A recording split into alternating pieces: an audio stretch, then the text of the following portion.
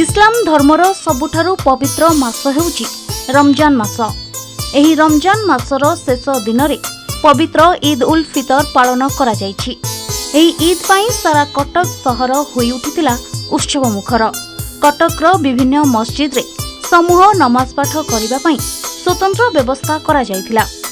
सकाळ 7:30 समय रे दरगाह बजार ठारे थिबा छोटी मस्जिद रे नमाज पाठ करा जायतिबा बेले 9:15 रे कदमे रसूल मध्यरे थिबा बड़ी मस्जिद और 10:30 समय रे कटक सती चौरा रे थिबा ईदगाह पड़िया रे समूह नमाज पाठ करा जायतिला। सेही भली सहरर अन्य मस्जिद मानकरे मध्य नमाज पाठ करिथिले मुसलमान धर्मावलंबी। ईदगाह पड़िया रे 5000 ऊर्ध्व श्रद्धालु समूह नमाज पाठ करिथिले। नमाज सारिबा परे समस्ते समस्तंकु आलिंगन करी ईद मुबारक जणाइथिले।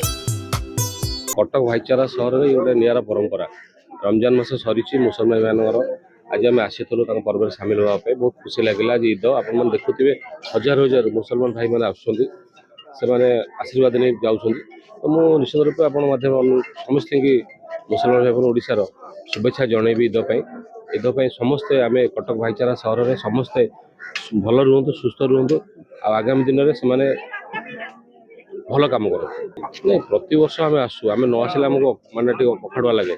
आम प्रति वर्ष आसू आम ये पर्व सामिल हो। मोर बहुत मुसलमान भाई मैंने बंधु अच्छा सान भाई मैंने अच्छे से बारंबार फोन मारती मत आसिले बहुत शांति लगे।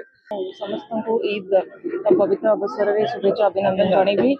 गोटे 30 दिन फास्टिंग उपास पर गोटे ईद दिन में समस्ते परस्पर संगे भेटती भाईचारा हिसाब से समस्त मिसंती परिवार लोक बंधु समस्त संगे तो बहुत खुशी लगुच। आज कदम रसूल पाटन आम समस्ते आसिक एकत्रित होइछु साहिर समस्त मुरब्बी मान संगे आमर सब भाई बंधु माने मुरब्बी को समस्त को ईद मुबारक विश करूछु। समस्त भल कामना करूछु।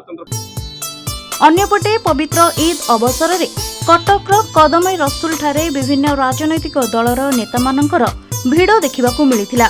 कटक मेयर सुभाष सिंह, पूर्वतन कांग्रेस नेता मोहम्मद मुकीम, विधायिका सोफिया फिरदौस और अन्य कर्मी माने उभय कदमे रसूल और ईदगाह पड़िया निकटरे राजनेता माने उपस्थित होई नमाज पाठ करिबाकू आसिथिबा श्रद्धालु मानकू ईद मुबारक जणाइथिले।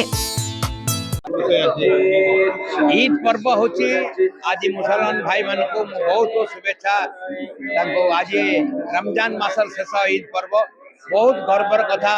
मुसलमान भाई मानकर स्वाधीनता संग्राम रे अवदान बलिदान स्वाधीनता संग्राम गौरवान्वित करथिला। देश 79 वर्ष स्वाधीनता पर भी आम सारा देश में भाईचारा हो रही अच्छे। आ कटक निरा परंपरा एटी आम समस्त एकाकार ईद पर्व आम समस्त एकाकार दशहरा से आम सहित एकाकार दशहरा